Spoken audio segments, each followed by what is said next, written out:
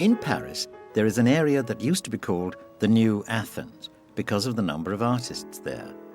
As well as painters and writers, it was an area popular with prostitutes who plied their trade in the shadow of the church of Notre-Dame de Lorette.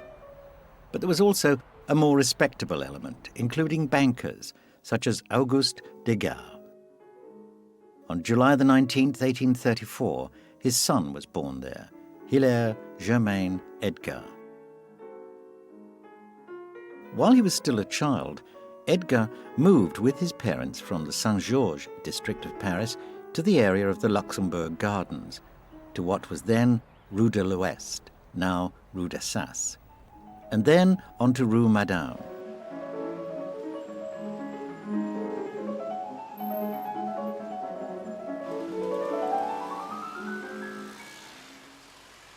His mother died shortly afterwards in 1847.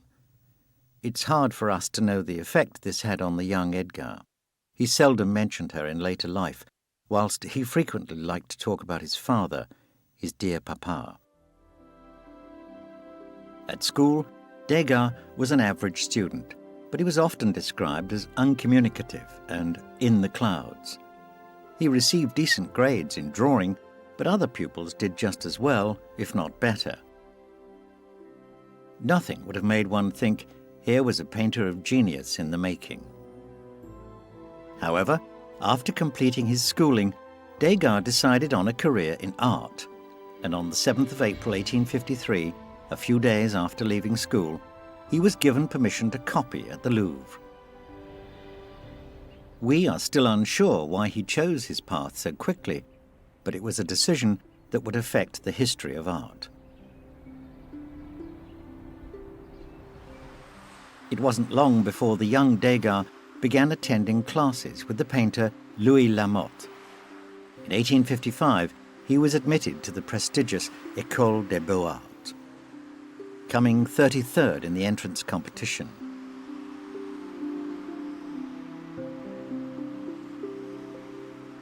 It was around this time that Degas met Ingress and followed the latter's advice when he told the young painter, after seeing some examples of the work of Degas, "Never from nature, young man, always from memory and the engravings of masters."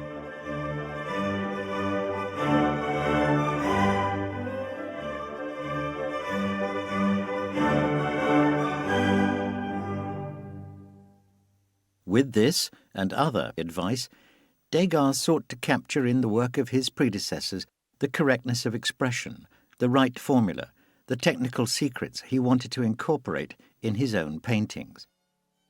He distilled from these masters the inevitable biases that are the foundation of an artist's work. In the late 1850s, he used pencil to copy a chalk drawing, portrait of a young woman, attributed to Leonardo da Vinci. He did this time and again, not just copies or dull reproductions, but subtle variations on an old theme.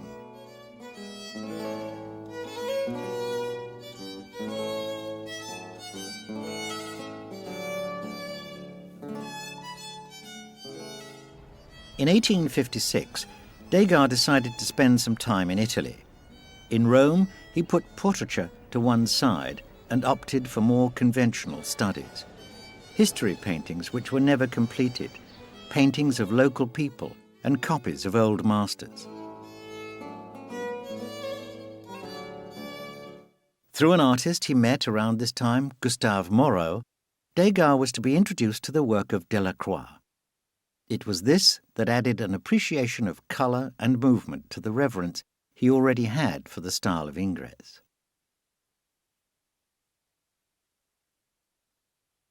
With this hunger for work and the assiduous study of other painters came a great deal of self-doubt. He had a tendency to doubt everything, including himself, to jump into projects only to leave them just as quickly. But, just as he was complaining about portrait painting being boring, he finished one of his most important oil paintings at the time, Family Portrait, later renamed the Bellini Family.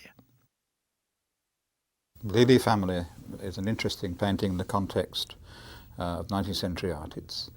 On one hand, it's a a very traditional conversation piece, a family conversation piece.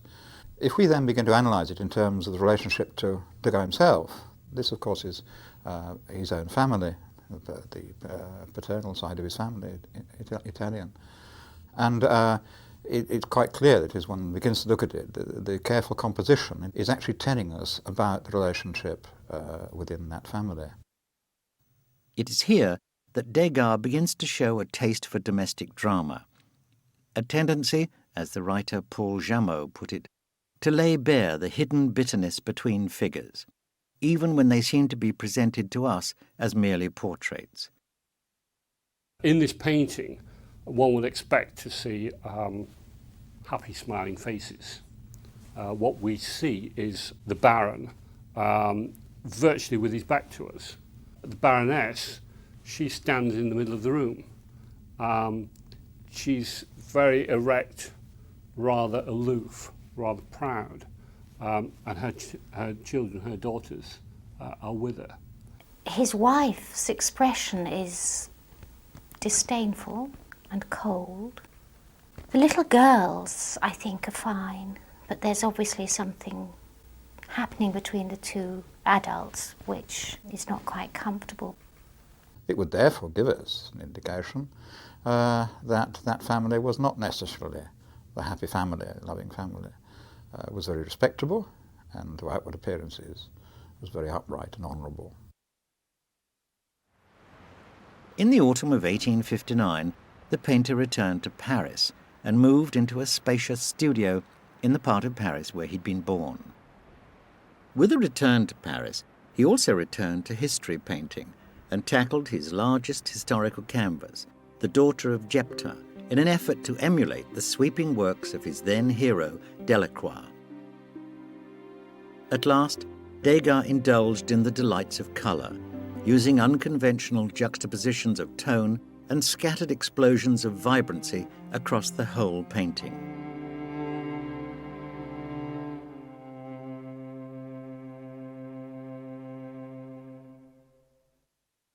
With another historical canvas, Semiramis building Babylon, Degas employed another unconventional technique with his use of essence, which is oil paint from which the oil has been blotted and thinned with turpentine, then applied to woven paper mounted on canvas.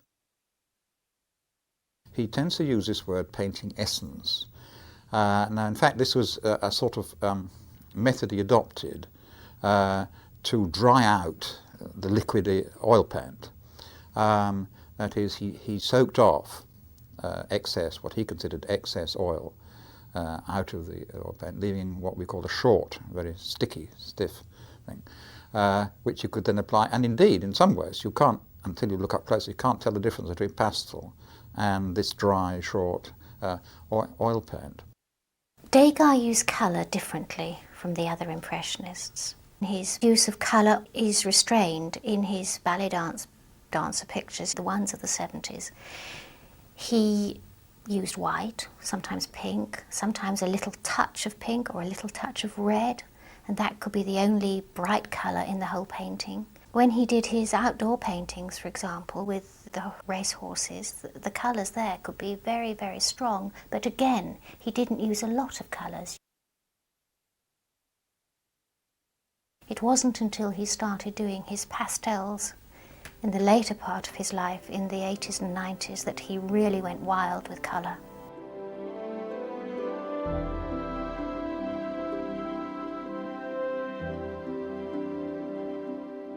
Between 1859 and 1865, Degas turned out an enormous volume of work which, nevertheless, left him feeling that he was not progressing. He became completely taken up with his art, which left him seeming aloof and grumpy. His impatience with people was becoming legendary even then. And then, around 1865, things started to change. With his painting Scene of War in the Middle Ages, he was finally allowed to exhibit at the prestigious Salon in Paris, which he continued to do regularly until 1870. Apart from this canvas, he seemed to have forsaken historical paintings, and until early in the next decade concentrated solely on portraits.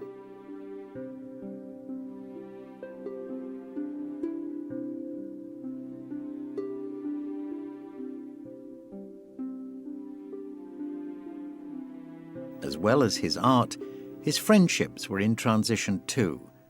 His relations with Gustave Moreau, one of his closest friends up to this point, seemed to have cooled, and he barely saw another close friend, Bonnard, after 1863. He began to forge closer links with yet another painter, James Tissot, who shared his taste and cultural background. But more than anything, it was his link with Edouard Manet that was to prove to be the most important for his future. It is understood that they met in 1863 in the Louvre, where Degas was etching a copy of a Velázquez painting directly onto copper plate. Manet was astonished by the boldness of an artist younger than himself and gave Degas some advice when it became clear the copy wasn't turning out as well as he might have wanted. So began an important and enduring friendship. Both Degas and Manet came from the same sector of society. They were both from the haute bourgeoisie, the upper middle class. But Degas, in the early part of his own career, worked rather in the spirit of the salon. He painted historical pictures. And when he met Manet in the Louvre, Manet introduced him to contemporary art, to the ideas of contemporary themes, so that Degas, in a way, came to the idea of painting modern contemporary subjects rather later than Manet. But his sense of where that contemporary idea was to lead him probably, in the end, led him further than Manet himself was prepared to go. It's difficult to weed out fact from fiction in regard to these two giants of late 19th century art, but their bond seems at its strongest in the 1870s. But before we get carried away by the notion of a mutual admiration society, both men were given to delivering cutting jibes about each other. Manet cruelly attacked Degas' lack of interest in women, while Degas criticised Manet's bourgeois tendencies, his ambition, and the celebrity he had enjoyed ever since the Salon de Refusé, an exhibition of paintings that had been rejected by the Salon. The relationship between the Impressionists was not necessarily very easy, and the relationship between Degas and Manet was a good example. They certainly did affect each other in the sense that they stimulated each other, but they also at times argued violently.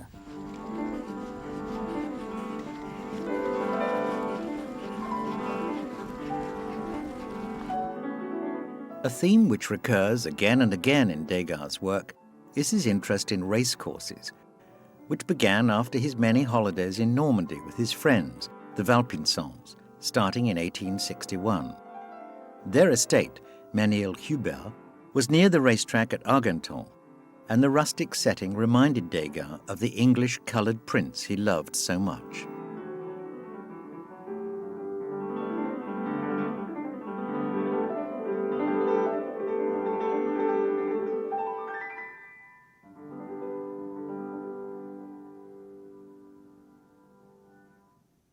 Compared to his friends, Tissot, Moreau, and Manet, Edgar Degas was a complete unknown, though he had achieved some note amongst other artists of the time like Renoir, Steely, Monet, Cézanne, and Pizarro, where he was known for his cutting wit and his uncompromising artistic views as much as for his breadth of knowledge. His salon exhibitions between 1865 and 1870 provided him with his only chance of public exposure, but the works he exhibited received mixed reviews. More important than this, Degas was not selling. Clearly, the institution of the Salon was not the right venue for his work. For him, the breakaway Impressionists exhibitions of the 1870s and 80s were to be far more successful. Before this, the decade of the 1860s can be seen as a generally calm one for Degas. He was fully involved in his developing artistic style and had none of the irritations and problems that marred periods in his later career. His two sisters were married, while his brother René moved to New Orleans, taking, at Degas' urging, his first cousin as his bride. Degas was still financially secure. His father's affluence saw to that, so he was under no pressure to sell. At the end of the decade, his art began to gain him a reputation beyond his small circle of acquaintances, and he began to actively push himself as an artist more and more. His brother, Achille, was delighted to report that Degas had shown his work in the gallery, one of the best known in Europe, of a royal minister in Brussels, and at the same time, an English dealer, Arthur Stevens, approached Degas with a contract for 12,000 francs a year. Like Manet, Degas was testing out the English market as an outlet for his work. London had a very different approach. In one sense, the Royal Academy was not as strong as the Salon in its dictation of what was good and bad art. And they had already set up a number of independent exhibitions, but also a number of independent dealers. Dealers not only set up in London, but they grew up in Manchester, Bristol, Norwich, Leeds, Sheffield, Newcastle, and they were serving this mercantile, industrial patrons, the great cotton owners on the Manchester side, and on Leeds, the textile magnates, in Birmingham, the great ironmasters. And so London proved to be a very important tapping into a network of patrons through not simply the exhibitions, but also this network of dealers. There was a sort of English market for Impressionist paintings.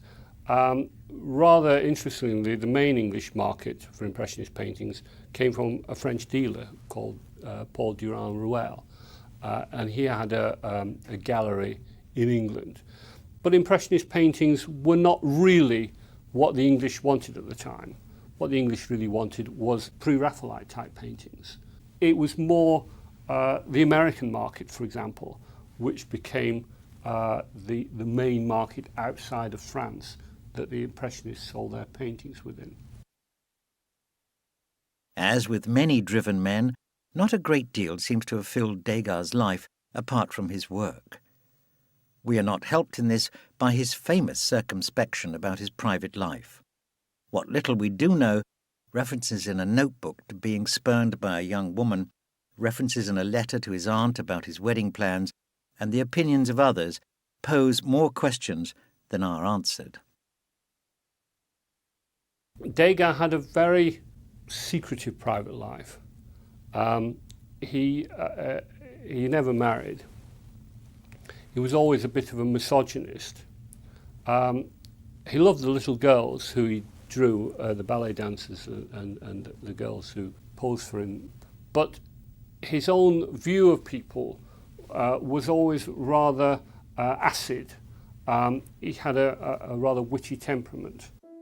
A painting such as Interior, also called The Rape, says more than any commentary could say about his shadowy, emotional and sexual life.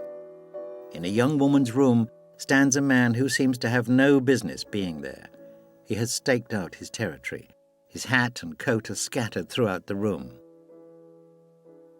She is slumped with her underwear half off one shoulder. In the centre of the room, in the light of a table lamp, are a pair of scissors and some white fabric spilling from a box lined with deep pink. Seldom has the loss of virginity been so graphically symbolised. It's a study of a relationship between a man and a woman, like the Ballet family, if you like.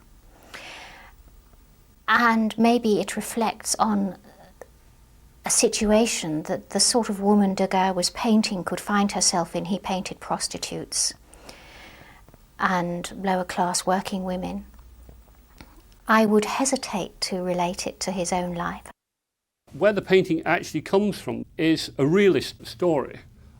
It's actually from a relatively little-known novel by Émile Zola called Thérèse Raquin. And the story of Thérèse Raquin was, by any stretch of the imagination, one of the grimmest and most cruel stories ever written.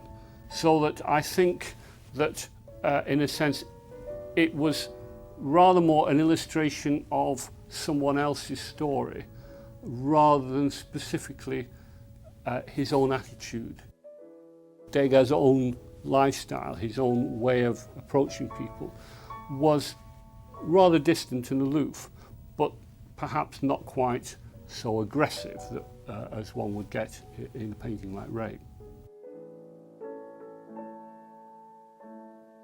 In September 1870, Degas and Monet both enlisted in the National Guard, just at the time of the Franco-Prussian War and the famous Paris Commune.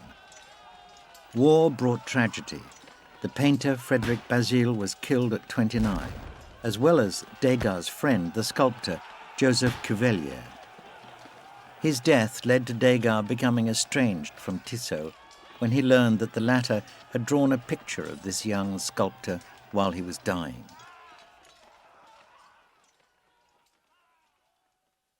In terms of his work, though, the war brought about some good.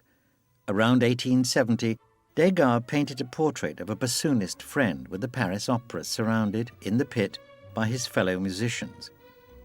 It's a good enough piece of work, but more importantly, there in the top corner of the painting is a brief glimpse of a group of people who were to dominate much of Degas' later work, ballet dancers.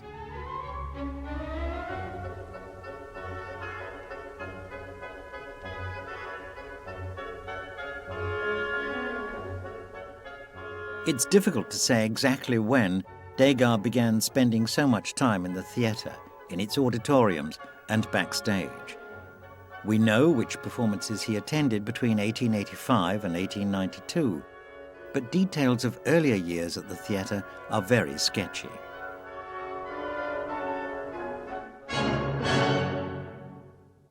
He was fascinated with theatre, which I suppose says something about his relationship with reality and imagination.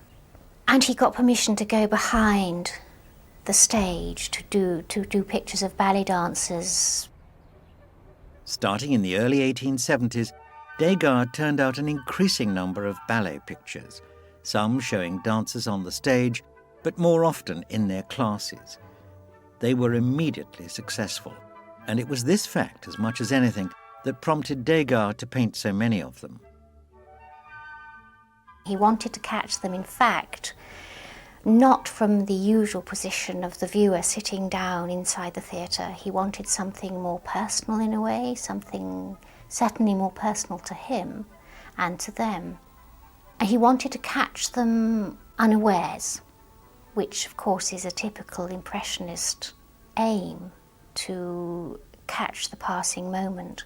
And this is what he did. Often, in order to achieve this, he actually distances himself and us from those dancers. We have sometimes a lot of space between us, an empty floor space between us and them, which of course does give us the sensation of being in the wings somewhere, watching something, rather than being involved with it.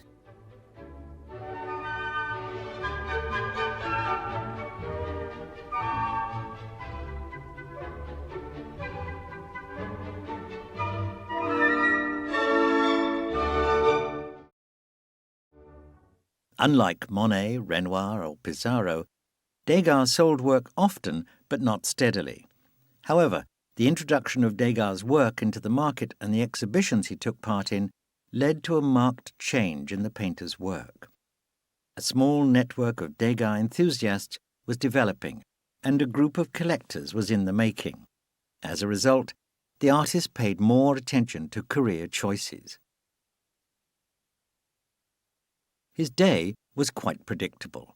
Work during the morning and afternoon, and at night he would go to the Champs-Élysées and from there to a cafe to hear some singing. A change to this routine was to come when his brother René finally persuaded him to visit him in New Orleans. Throughout his stay in New Orleans, Degas was astonished by what he saw. He took in everything: the various shades of the black women who looked after the children, the houses with their imposing columns, and the twin-funneled steamboats of the Mississippi. However, instead of being inspired to turn these into what could have been a fascinating and unique series of paintings, Degas recoiled and longed for his cosy Parisian world. All I want now is to see my little corner of the world and burrow there diligently. But the exception to this avoidance of all things American during his stay was his famous painting, Portraits in an Office, more commonly referred to as the Cotton Market at New Orleans.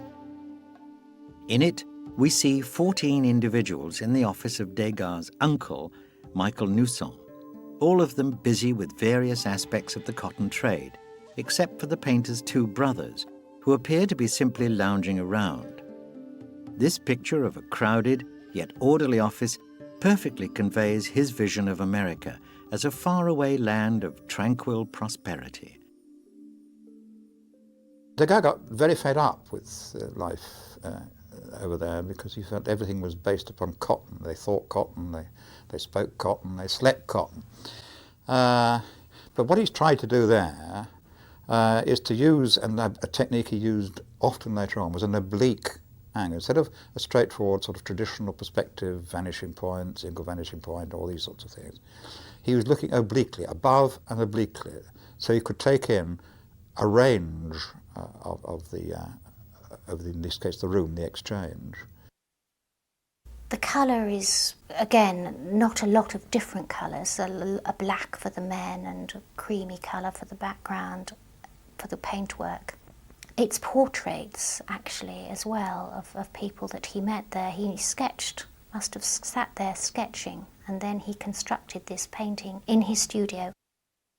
Almost one could characterise it as a press-type photograph. It has a rather high viewpoint, and the painting seems to split into areas of white rectangles, like the newspaper and books and some of the cloth, against black forms, so that the sense of a press-type photograph, of a snapshot in effect of life, comes out from the painting. Apart from a variation on the same subject, this is the only painting that Degas is known to have completed during his stay in America. Others, while possibly begun there, were finished in Paris. Now the long stays in foreign destinations was over. From now until he died, Degas would only leave Paris for his routine summer visits to Normandy or to the spas of southwest France, as well as the odd trip to Naples on financial business. On the 23rd of February 1874, Degas' father, Auguste, died. It would have a profound effect on the painter. Over the bed in his room, he kept a small picture he had painted 2 or 3 years previously, showing his father listening to Lorenzo Pagans singing a Spanish song. It's a moving picture showing a man bent with old age, but still alert, sitting in the background.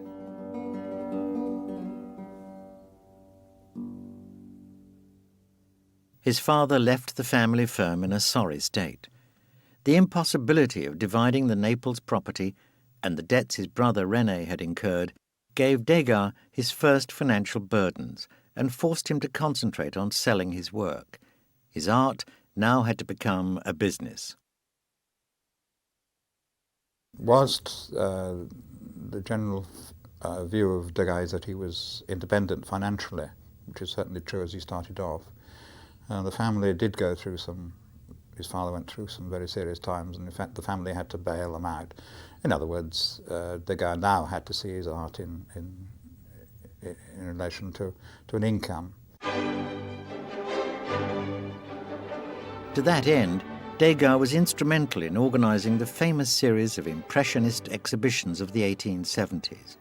He joined Monet, Pizarro, Sisley, Morisot, Cézanne and others to form the Société Anonyme des Artistes Peinteurs, Sculpteurs, Graveurs. Its objectives were to exhibit without selection committees, to sell the works exhibited and to publish a related art journal. though the latter was never to be published.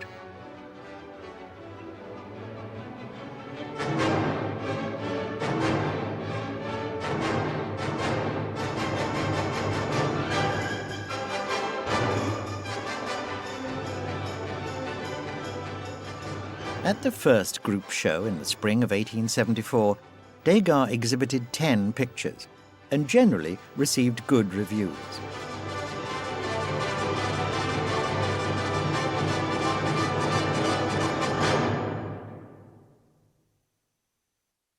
The exhibition as a whole, though, was a failure.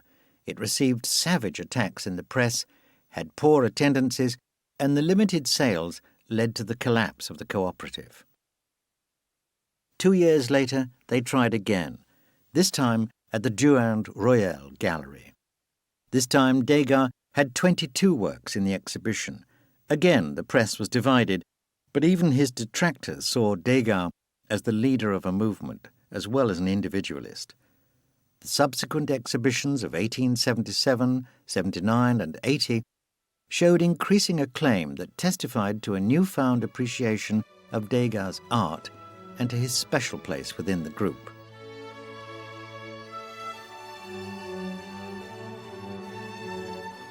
Degas used a wide variety of mediums for his work, oil paint and the usual drawing mediums, but also pastel.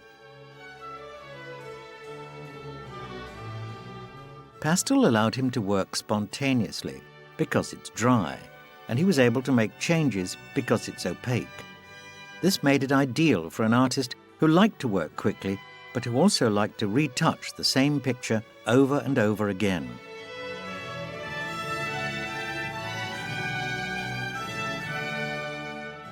He began experimenting with pastel, and he started using very wild colours to paint his, again, ballet dancers behind the scenes.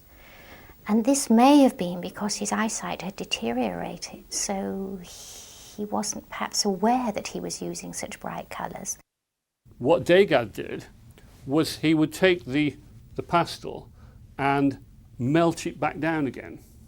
And very often he would sort of boil it up overnight, turn it into like a porridge, and used that as a form of paint.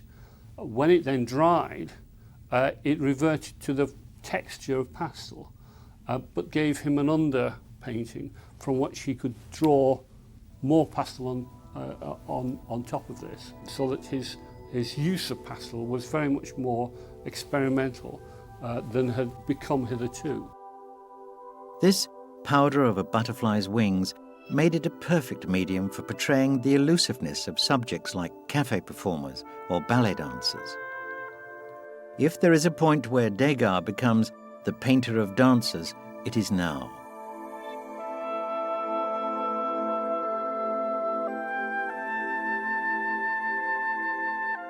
He turns out a large number of dance scenes, using a wide range of techniques. He follows them backstage and into drab rehearsal rooms, away from the lights of the stage. He shows us dancers warming themselves, stretching, chatting. His observations were sharp and uncompromising. These were not great beauties. We see their chaperone mothers, dark-suited ticket holders, and the movement of tutus and the colour of the bows at their waists.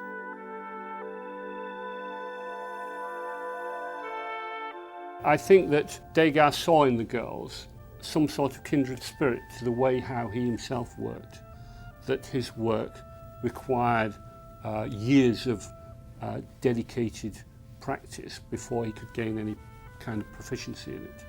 And that was the same within the dancers.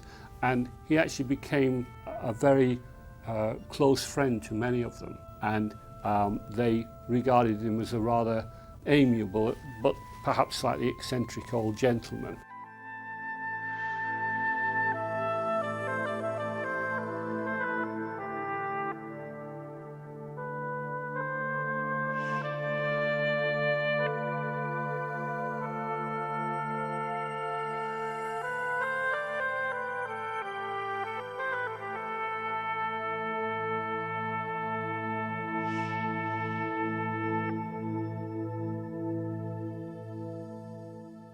In the course of the 1880s, Degas' life went through many changes.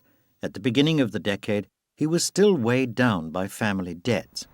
But by the time he moved in 1890, it was into a huge 3-story apartment, complete with his ever-growing collection of old master paintings.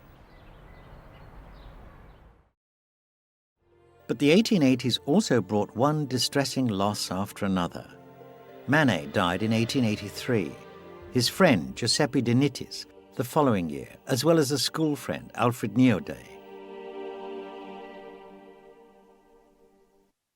During this decade, the Impressionist exhibitions continued and still stood as major events in the art calendar. However, Degas' role in organizing them was coming under increasing criticism. Paul Gauguin didn't trust him and feared he might sabotage the exhibitions. His chief criticism, and one shared to some extent by Pizarro and others, came from Degas' insistence on including some of his friends in the exhibitions. As a result, in 1882, Degas paid his dues but exhibited nothing of his own. And at the last Impressionist exhibition in 1886, he hung only 10 of the 15 canvases he listed in the catalogue. All 10, however, won great critical acclaim. A series of female nudes shown bathing, drying themselves and combing their hair caused more of a stir than Seurat's famous Sunday afternoon on the island of the Grand Jet, which we now hail as the jewel of the 1886 exhibition.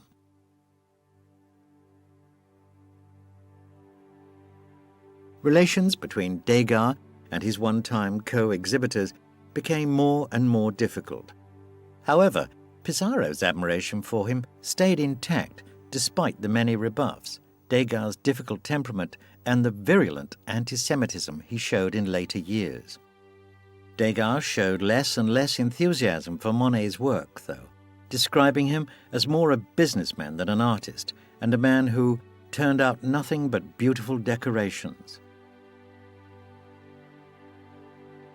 Degas, for his part, began to focus his art more and more on women. We see them trying on hats in milliners' shops, at ironing boards, in tutus on stage taking a bow, or backstage rehearsing a step and fastening a shoulder strap. He painted them alone in their rooms, washing, dressing their hair, toweling themselves dry. We often don't see their faces, unself-conscious about their nudity, caught by the artist thinking they're unobserved. When Degas painted these women, his portrayal of them was considered cruel because they were so true to life. Some maintained, and others continue to maintain, that Degas was a voyeur who saw women as animals. His attitude to women seems to me to be disinterested in them as sexual objects. He sees them as objects in space, in movement. And this whole business of unchoreographed, that is what the photographer would say, the behind the scenes, a snapshot view, something which particularly appealed to him. And so his whole series of works on women bathing or drying takes people in attitudes which they would not normally be seen, and indeed would not normally be exhibited. And it is this exploration of this that's important. He wanted to show the women he was painting as he saw them, his women in the baths. For example, the one where the woman is in the bath and you're looking down on her and you've got on your right this dressing table, sort of cuts her off. Again, he's separating himself and us from the woman. And she is part of her background, if you like, part of her surroundings. And that's what he's interested in, not showing her as a sexual object at all, just as a person.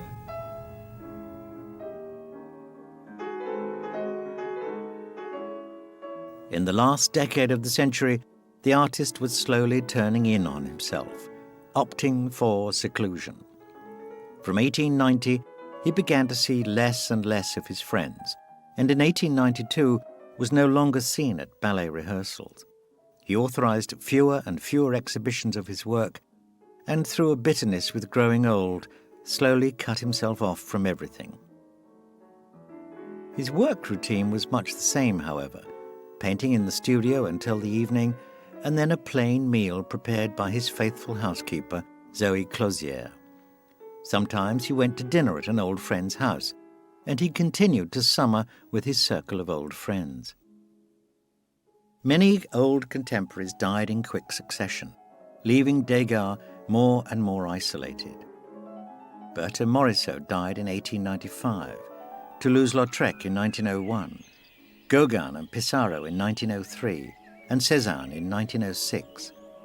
His circle of relatives and close friends also shrank, with a succession of deaths contributing to a growing solitariness. Then came the Dreyfus Affair. In 1894, a French army officer, Alfred Dreyfus, a Jew and an innocent man, was convicted of treason and sentenced to life on the notorious Devil's Island. The case became a major political issue for over a decade, dividing France into anti-Semites and royalists on one hand and anti-clerical Dreyfus supporters on the other. From the start, Degas was on the side of the royalists and did not refrain from making anti-Semitic remarks. Degas, we need to understand, was very right-wing and he was very anti-Semitic. And the fact that Dreyfus, there was any indication that he was betraying his country, but he was also Jewish. But then it was found that entirely false. The accusations were false, or at least they were dropped, which left Degas rather high and dry. The sad fact that he was indeed an anti-Semite remains one of the most disconcerting and troubling aspects of this great man. I think it did not reflect very well on him personally. But that was the nature of the man. This was the person he was, in a sense. And I don't think it, in a way, affected the relationship that he had with his friends, nor really did it affect any appreciation of his art or of the way how his paintings were beginning to sell at the time. During the 1890s, Degas channeled most of his enthusiasm into expanding his personal art collection. Such was his intensity for collecting, it began to worry some of his friends that it would lead to bankruptcy. He was purchasing the showpieces that would turn him into one of the most important collectors of his day. He bought Gauguin's and El Greco and work by Delacroix in a very short space of time. "I buy and I buy," he said. "I can't stop myself any more." In 1895, another enthusiasm took hold: photography. He bought a camera, most likely an Eastman Kodak No. 1, and used it with, as one friend put it, the same energy he put into everything he did. He used a tripod and glass plates, as he was not interested in the world of the snapshot. He photographed at night, after he'd finished in the studio, which allowed him to explore the atmosphere of lamps and moonlight. His carefully positioned models would have to keep still for a long time, in an eerie, inscrutable space, giving them a spectral-like appearance. Photography was something which was very important as the 19th century progressed. It was seen as a severe threat to some traditional artistic things like portraiture, and certainly most artists were affected by it. Some simply tried to ignore it. But others like Degas, and he was unusual in this, actually leapt upon it as providing him with even further information about movement. And this is the key to an understanding of some of the works that he was producing. What he liked about photography was the fact that it would really catch the passing minute. And so it inspired him, I believe. And of course, since he retreated to his studio to actually paint his pictures, he could always refer to photographs very easily, as well as to his own sketches that he'd done on the spot. Unlike many of his contemporaries, Degas constantly found the need to reinvent himself, to find fresh approaches to art, and to use unconventional methods of expression. His old age did nothing to change that. Like Titian before him and Picasso afterwards, he kept breaking new ground with works long considered unsettling. His shrill, dissonant tones would jump from his paintings in, as one critic put it, gleaming fanfares showing no concern for veracity, verisimilitude, or believability. In a painting such as Russian Dancers, he produced unorthodox colours which were, as he himself said, overwhelming. He repeated this with his last nudes and other dancer paintings. We see canary yellows, radiant pinks, muted greens, and vibrant blues. His drawing was starting to show a form of expressionism. Faces lost definition as they merged into a sweep of coloured movement. He was turning his back on the realism of the 1880s. Now he had jockeys wandering about in vague country settings, which seemed to have little to do with racecourses. His line work became more emphasised and economical, often anticipating the art of Henri Matisse.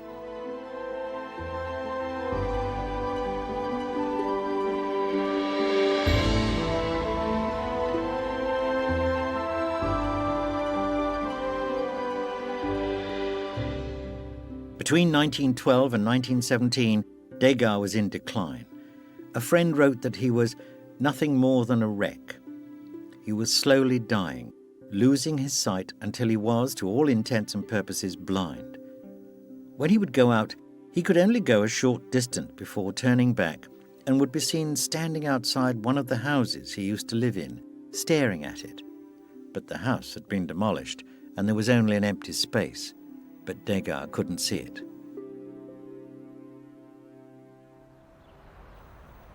Edgar Degas died on September the 27th, 1917, and was laid to rest in the family vault in Montmartre Cemetery. His death was followed soon after by the sales of his work that began his immortality. One image, more than others, stays in the mind. In the spring of 1911, he went to the Ingress exhibition with his friend, Daniel Halevi. Nearly blind, he said to him, "I can find something in those pictures I know. Those I do not know mean nothing to me." He kept standing there in front of the paintings, Halevi tells us, touching them, running his hands over them. An artist to the end.